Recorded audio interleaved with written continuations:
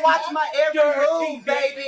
You're angry. Yeah. You're angry. Hashtag my Buzz Life. Q in the streets. Q in the streets. Said you're watching Q in the It's Q in the street. I love everybody here. They've been good to me. Tashina Arnold, and it's Q in the street. I love that. For Q in the streets, you need to make sure you go to his bio right now and click that link, okay? What's up, y'all? Y'all already know who it is. It's your boy Q. Make sure you like, comment, and subscribe to... What's up, y'all? It's your boy Q, back in the building with another video. Before I start, make sure you guys like, comment, subscribe, and click that notification bell so that you guys can know when I am dropping a video. All right, let's get into this Chasing Dallas reunion. First of all, shout out to the entire cast and production of the Chasing Dallas franchise. Shout out to y'all. Before I even start getting into the mess, I just want to say congratulations for being the first franchise to get through, well, the first franchise on the Chasing Reality brand, get through an entire reunion without it being disturbed and, you know, it just being complete chaos. It looked great. Y'all was stuffed as hell on them little bitty couches, but the set was clean. The couches were nice, so they might be a little stuffed on the couch, but everything looked great. It sounded great. We probably heard one person clapping in the audience, so you know, something like that. But for the most part, I think I would give this reunion, so part one, I was going to say, so far, now it may decrease as I go into this right here, but off the top of the dome, I'm gonna give y'all a 10 out of 10. And I say that because audio was great. And that was one thing that the Chasing Atlanta reunion was all over the place.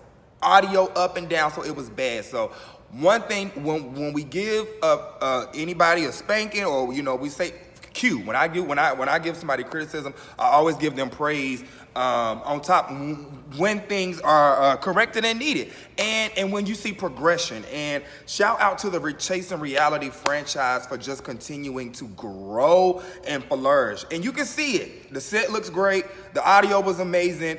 They gave y'all a reunion. It looked just as clean and just as clear as Love and Hip Hop and Housewives and everything else. So shout out to you guys for that. Shout out to Ricci G and the entire production, editing. Dario, you edited the hell out of this. When I saw the split screen with two people arguing, I said, come on, editing, yes.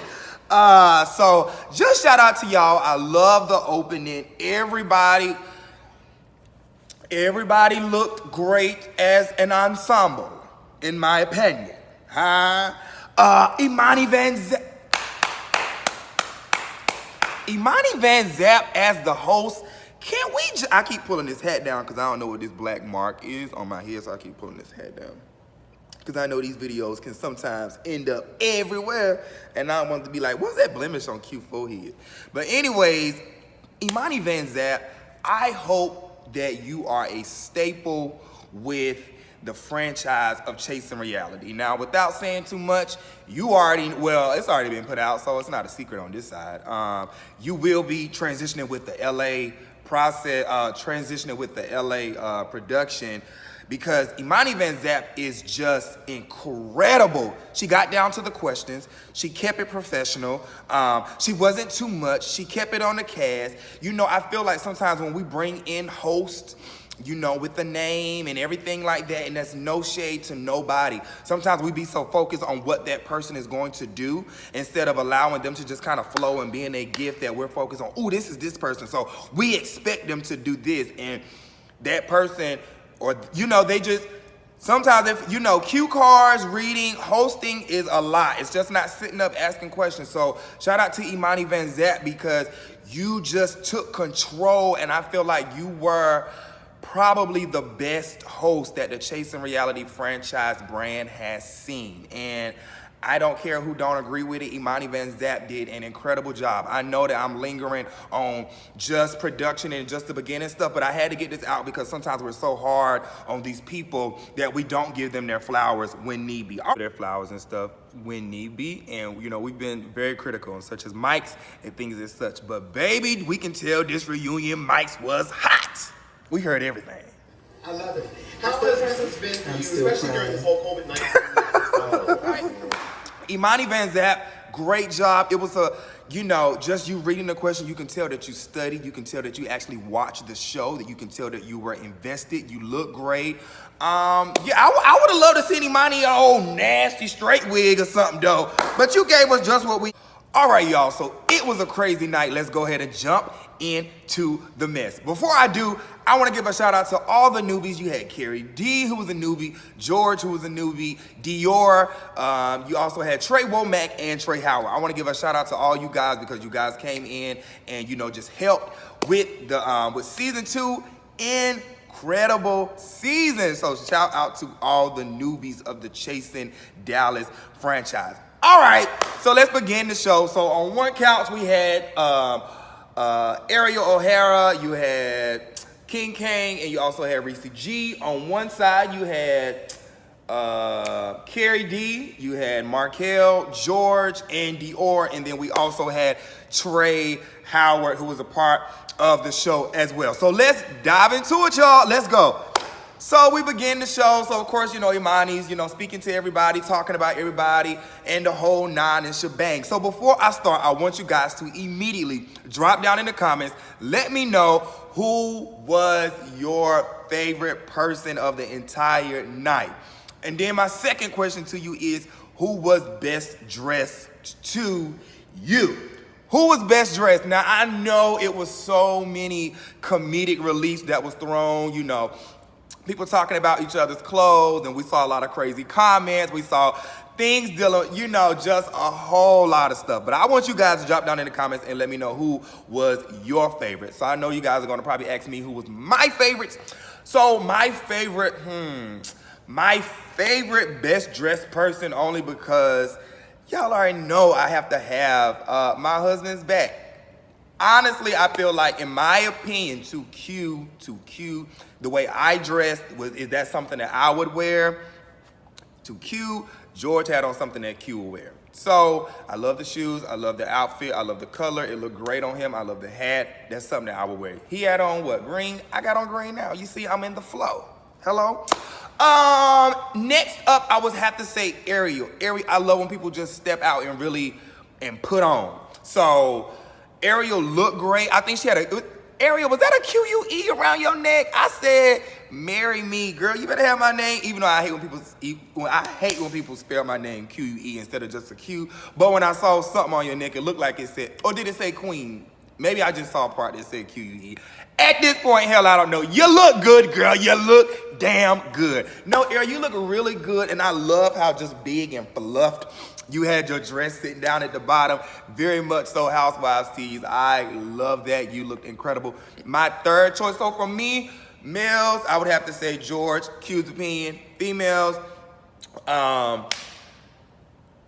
Ariel. And then my second choice, but he wasn't out there the whole time, would have to be Styles by Howard. Q's opinion. Some people may not like it, but I thought that he looked great, and I felt like he stepped up. It's reunion. I always feel like people want to see something different at a reunion. They want to see you kind of do a little bit more. Speaking of people doing more and not doing so much, were y'all here for trade Ricci, or were y'all missing film Ricci? I thought Ricci was gonna come out and give me a old nasty piece. Maybe he just wasn't feeling it. Ricci seemed like he wasn't feeling this reunion at all. In my honest opinion, I know I'm just blabbing at this point, and I'm about to get into the notes, but Ricci seemed like his energy was off, and he was weighted down this entire reunion. All right, let's get into the cast, okay? Making sure I didn't miss nobody about who looks I like. Okay, cool. Yep, those are the three. Q's opinion. Y'all drop down in the comments and let me know who you like, though. But I do feel like everybody looked great. I love the suit that Ariel made for Marquel. I don't think I like Marquel's shirt and shoes. I don't know. I like the suit. I love Carrie D's hair. That's what you're saying. When you come to the reunion, I feel like something supposed to change. I don't know. He looked great. I can't really do too much, because I know y'all gonna drop down in the comments and say, okay, and say, Q, what did you change? I'm bald-headed. Listen, it's only so much I can do. Yeah, I love Dior's look. Anyways, let's go and get into the show. So we begin the show with Marquel talking about he moving behind the scenes with production and you know all that kind of stuff. I said not Marquel moving behind the scenes because your very first episode was you shading the hell out of me. So now you're transitioning to behind the scenes. I don't know, that might be best for you. Anyways, Kane and George start. Woo. Did you think George was being shady? Asking the room what they did. This is my honest opinion on King Kane and George. I think I have to agree with the rest of the cast that it was a misunderstanding. And let me tell you why. I have to agree with George, not because I think, like him and all that kind of thing and things of such. But what I am saying is I'm a person where when I walk in the room, when I talk, I don't whisper. When I talk, my presence is known. And I feel like George is one of those people where his presence is known. And by him asking a question, because King Kane said it wasn't about him asking the question, it was the shadiness behind it. So I don't feel like I don't feel like George was being shady, but at the same time, I think I agree with the rest of the cast. Misunderstanding, but it was still shade on both parts. Y'all let me know how y'all feel about it. I personally don't think George is being shady. I think that was a good round. You had George and King Kane. I think they've been waiting to see each other go back and forth.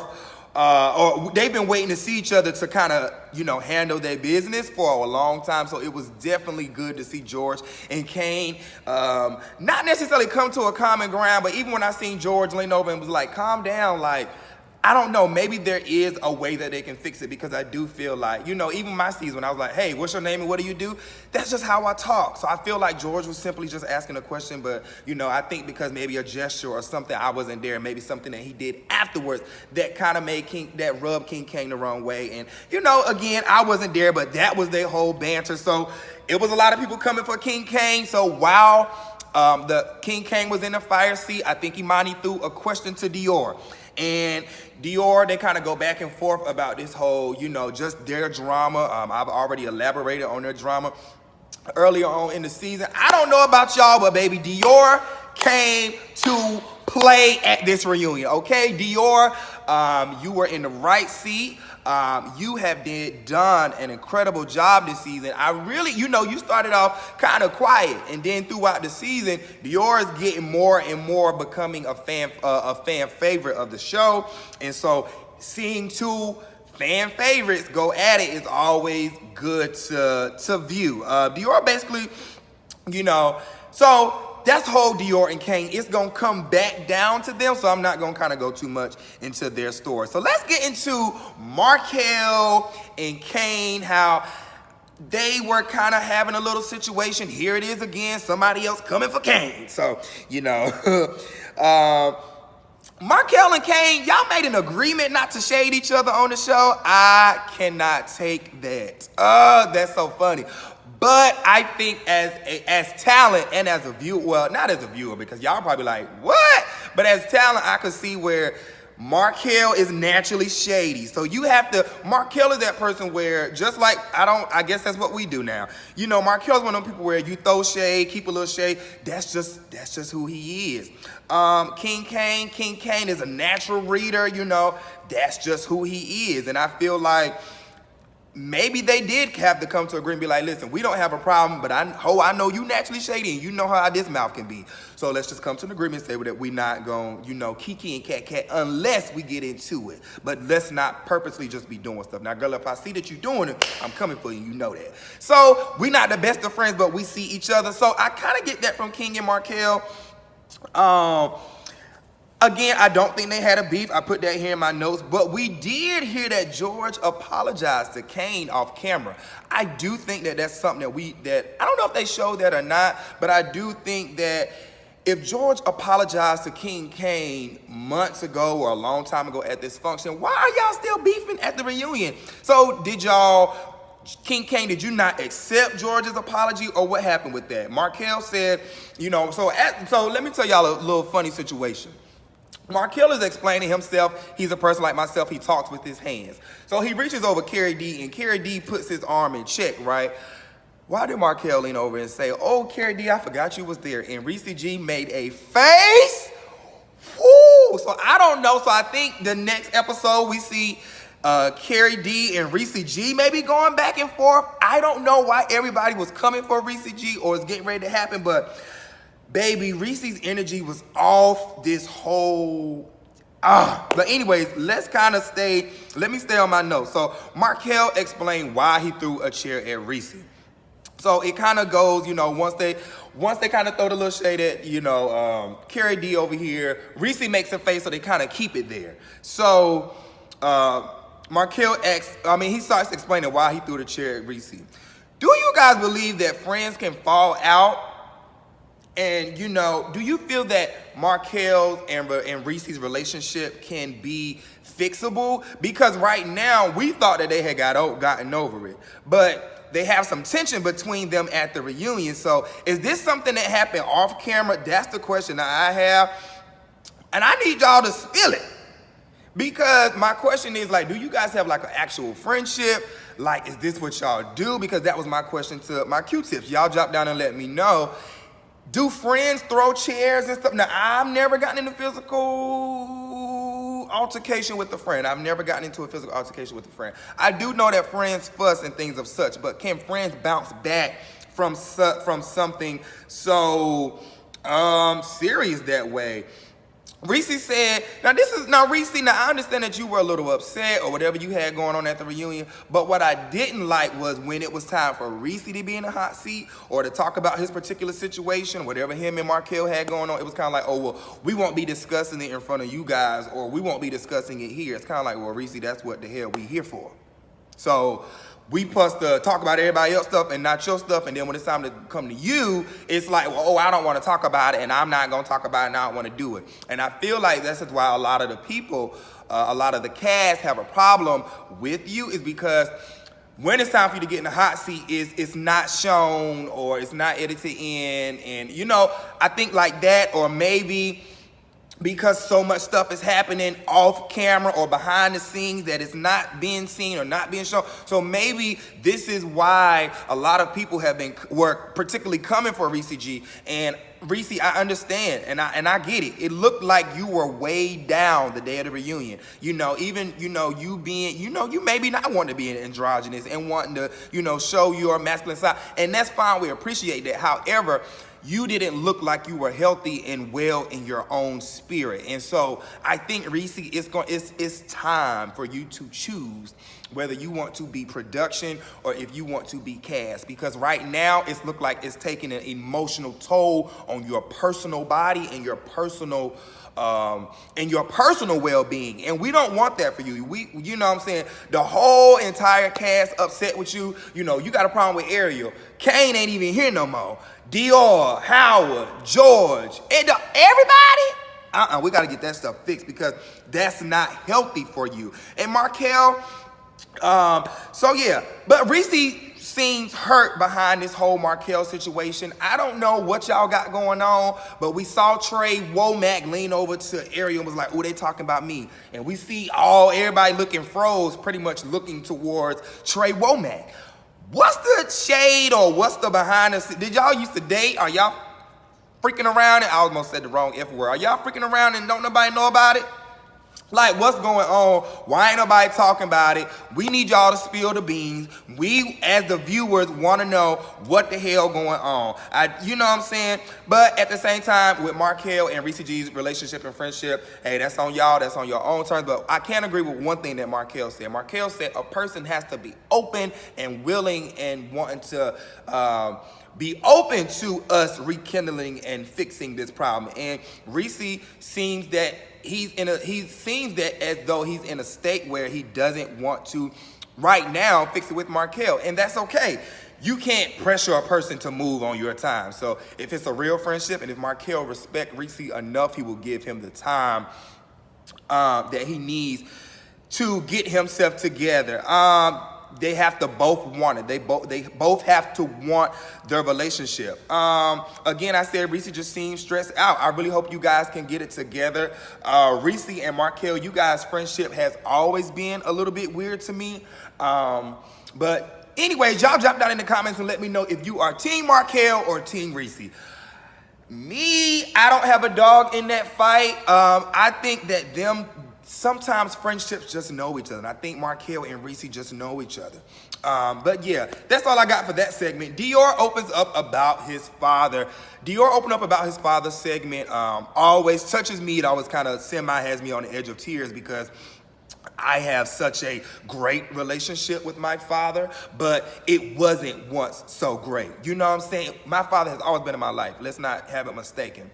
But as far as being what I needed him to be, you can grow with a person. And so my heart goes out to Dior every time I hear about him not having a relationship with his father. And, you know, him basically saying, you know, he basically said that he didn't know if it was because he was gay or not. And I'm just like, wow.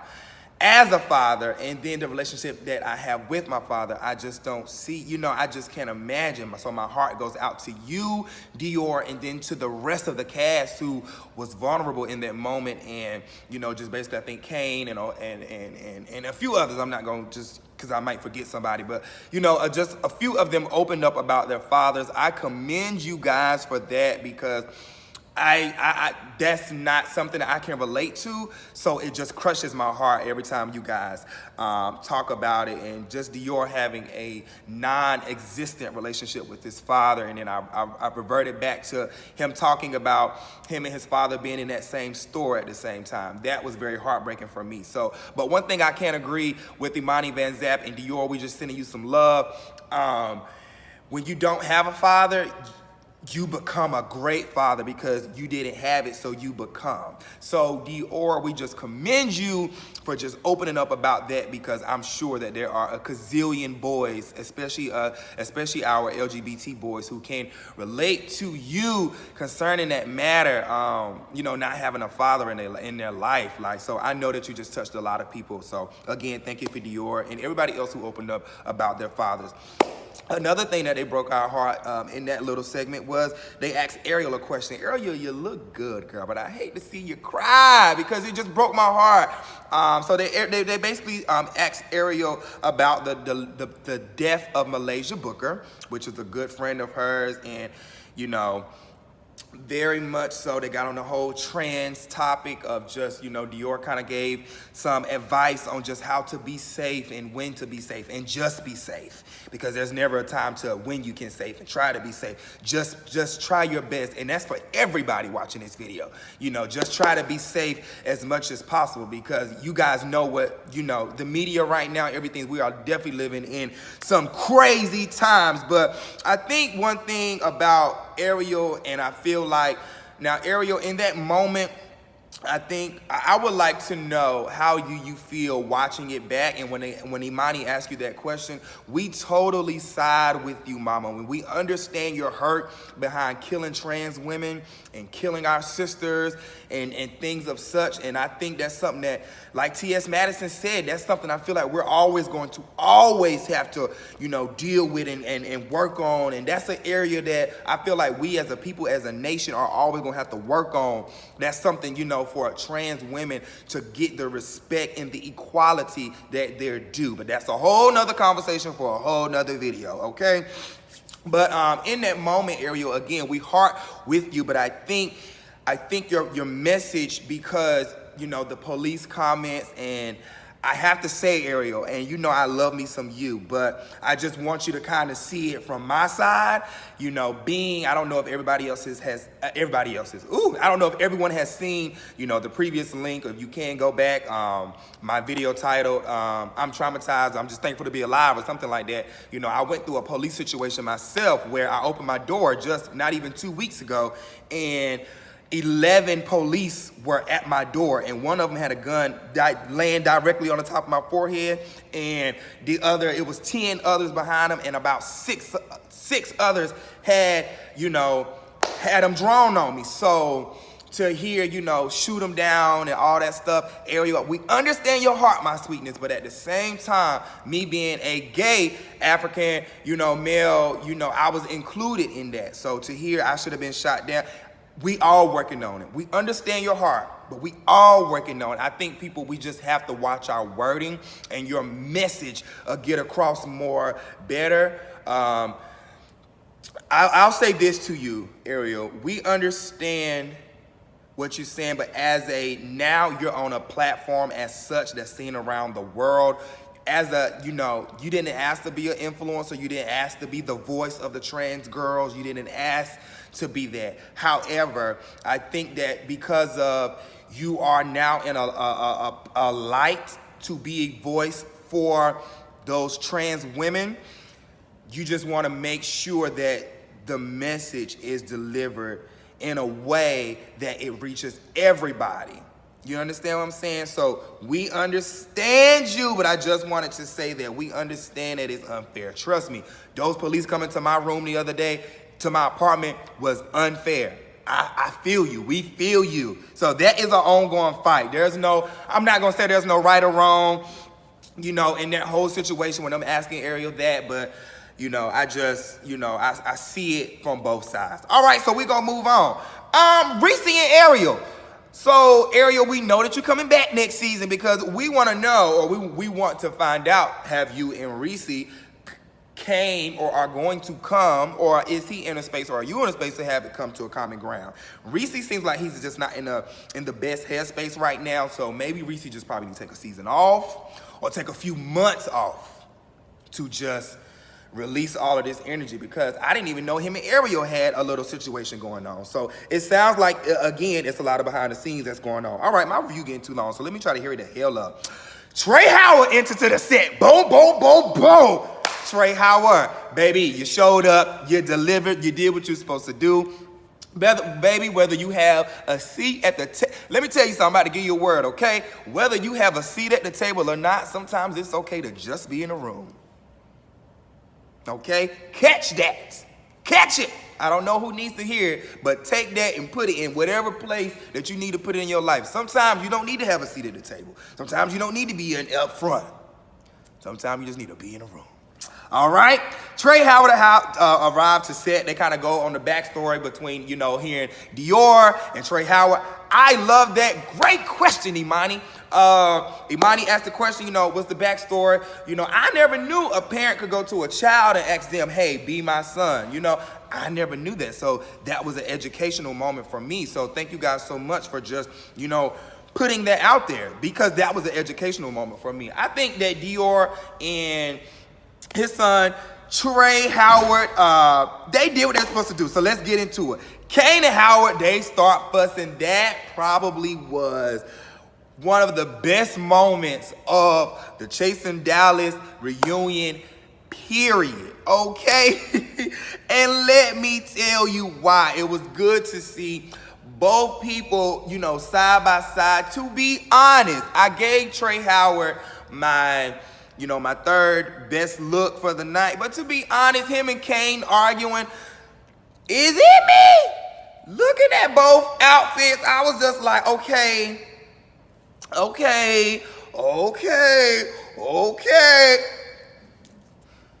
Y'all think what I'm thinking. I ain't gonna say it. Y'all want me to say it? I think Trey Howard and King Kane are beefing and have this thing like King Kane said. They were once friends. I honestly see similarities between the both of y'all. And I think if y'all were to get over this little beef that y'all got, or whatever this little thing is, you know, I feel like that y'all, well, Kane done moved, so he probably don't even care no more, but I honestly feel that you guys are very similar. Anyways, they asked the question, who was invited to King Kane's lingerie? So they kind of, you know, Dior and King Kane kind of get into this whole spat. Who was invited, who won't invited. all this carrying on. So of course the fight starts coming up and they discuss whether Dior showed up to fight or not. It's kind of like, I feel like that segment went on for too long because who cares if he showed up to fight or if he didn't fight? They did fight. So let's talk about that because we done talked about that enough, and let's move on because I feel like we could have been covering some other stuff in that moment. However, King Kang and Howard, they're going back and forth. So it was tossed to Dior about was he invited. So Dior said his side, King Kang said his side. King Kang said he did invite him. Dior said he didn't invite him. Production invited him. Being talent, I know how those call sheets work. To be honest, I didn't really care about that part. So Dior, you know, because the question was thrown to Dior, he said it's something that had to do with production. Dior and Ricci started going at it. Ooh, wait! Now, this was getting good to me. So basically, Dior threw out there that Ricci had the likes for him. And I was just like, whoa. He was just like, you know, because he was letting it be known, I don't do lingerie at home with my man, so I'm not going to come around no other, you know, boys, you know, with lingerie on. I'm very big on that. I'm very much so, you know, for the most part, y'all won't come on my social media and see me with my clothes off, and because I'm just not that person. That's just not me. However, I can understand Dior saying, like, this is why I wore boxing gloves. I honestly won't even get ready to come. So it was just good to see Dior and Ricci go back and forth. They kind of both had valid points about what they had going on. So y'all drop down and let me know when it came down to Dior talking about why he showed up to fight, or, you know, him showing up with boxing gloves on. Do y'all think he showed up to fight, or do y'all not? You know, because it kind of started going into this whole situation of they kind of started playing replays of, you know, I guess audio that we've never heard when it comes to this whole fight situation and all this carrying on and blah, blah, blah, blah, blah, blah. Didn't care about the fight. Yeah, so they just started playing a whole bunch of audio and all that kind of carrying on. So I don't know if they pretty much got anything resolved. From what it's looking like, Dior ain't really feeling Ricci. I honestly, somebody said this on Twitter. I kind of caught some shade this morning. Somebody was like, Dior needs a spinoff. I agree that Dior would be a good spinoff show. And let me tell you why. Because he has him, he has Trey Howard. I'm pretty sure he has some other children. They probably work a scene. They could talk about the backstory of their name. So I don't know what's going on with that. But if y'all ain't talked about it, I would love to talk about it.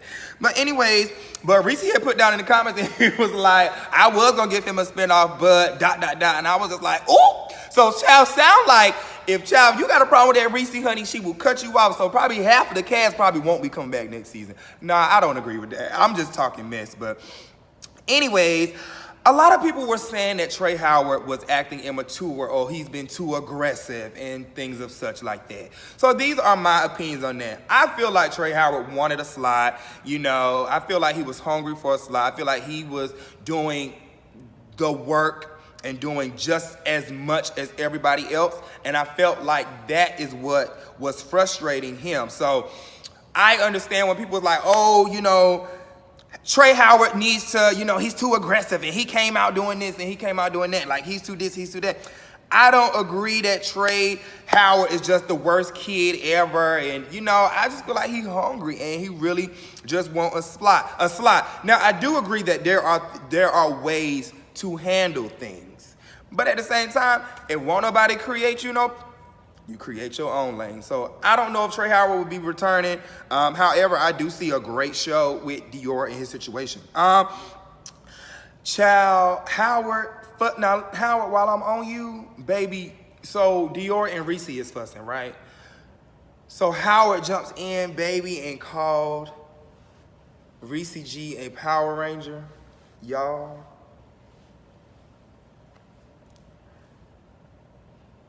When I tell you y'all couldn't have bought me for 15 cents, I died. What?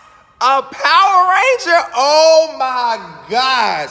Trey Howard. That was probably one of the reads of for the whole entire day. That was a good key because we were thinking it, and you said it. Hello. So they were just sitting there so I already talked about all of this, waiting in the car. Yeah, so Dior basically, so they get on this whole topic of, was the fight a setup? So Dior basically lets us know that, production was like, hey, wait in the car, tonight gonna be a good one, all this kind of carrying on. That sounds true. That sounds just like how stuff be going down. Well, we gonna wait till this person to bring you in, and this car, we gonna wait until this person come in, then we gonna bring you in. Y'all already know how it go down, so that all of that does sound believable. So, now let's go ahead and get down to the fight. So basically, at the end of the day, Dior and Trey Howard, they seem like they're in a good space. They even said it. We were in a good space that night because and then when I thought about it, they did fight after the event, after King Kang's lingerie event. Sidebar, go shop with King Kang. But anywho, they were. They had a good time at the event. Like, nobody said anything to each other. Dior was letting it know, like, we didn't disrespect you. And he asked him, and Howard was like, no. So, on the viewer side, it does sound like a lot of stuff that was happening. So, honestly, we kind of are believing Dior. The whole walk area to the car, all that stuff sounds believable, y'all. So, production, I don't know how y'all got y'all hand in the pot with this, but, Dior feels like it was a setup, and to be honest, he's coming through with receipts, and he let it be known, I don't trust you, Ricci, so do you really think I'm gonna give you these receipts? Dior. That's why I called him Kenya Moore. Dior is coming from the side, honey, because he came out of nowhere. He been blazing. And we're like, okay, we like Dior. Kane and his Howard situation, they start arguing again, baby. Now, Kane, I think the first round, I don't know, Trey Howard might have had Kane. And so this is why I feel like they have similarities, because I feel like the second round, Kane had Howard. When he called him Bugs Life, I don't really feel like he looked like Bugs Life, because they both had on big shoulders and big feathers and whatever. They look great. I can't wear it. My arms, look at this. But I can't even wear the t-shirt I got on. But anywho, when he called him a Bug's Life, that was funny. So they arguing back and forth. So from that moment, things are already a little heated because, the stage is kind of hot. Them two is sitting there going at it, and I mean going at it hard. But it was good to see. We also found out that Trey Womack done quit the show 8 times, but that's pretty much all the cast on these dang on shows. They were like, oh, I'm taking a break. I'm taking a break. I'm quitting. I ain't going back next season. How many Chasing Reality cast members have you done heard going to an interview, being on a live, you done seen a comment, they talking about something, I ain't coming back next year, I ain't going back next year. You have never heard me say, I ain't rocking with them, I ain't going back. Trey Womack, were you that one in Dallas that done quit 8 times? So anywho, they take a break, and Howard is, he is pissed. He is pissed. So him and Ricci G start, going back and forth about their situation. Dior, they're taking a break. Trey Howard is walking outside. He's being escorted outside. He's probably trying to cool off because he's pissed off. He had a situation with King Kang and Ricci. So he's outside and he basically walks around a corner and this whole thing. Dior, can we talk about the way that you went and walked to get Trey Howard? The walk on you, sir. I didn't even know you was that bow-legged. I know you got a boyfriend, so we're gonna leave that right there. That was pretty I got a question. Where was Antonio? Where was Rock? Where's Aubrey? I mean, not Aubrey. Where's Premier? Where is Antonio? Where is Rock? And where is Premier? We got missing people. We also got some missing topics. So I hope that we are covering a lot of things that I'm missing in my part 2. Come on for the part 2. Child Chasing Atlanta can't even get past part 1. That's why part 2 we had doing a whole nother location. But anyways, phenomenal job. Incredible. You guys delivered an incredible, entertaining reunion so far. Next episode, I really hope we get into a lot of the cast members. Again, you guys just did it. Great mics. Everybody had good shade. As a cast, as an ensemble, you guys look great. I don't know.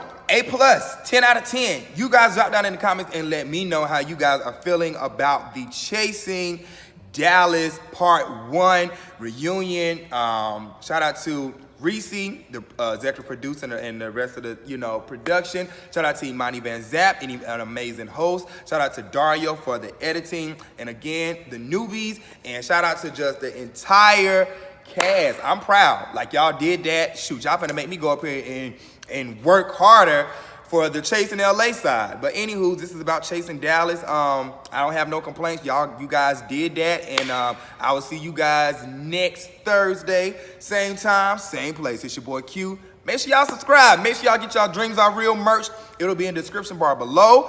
And also make sure you get a copy of my book. See you guys later.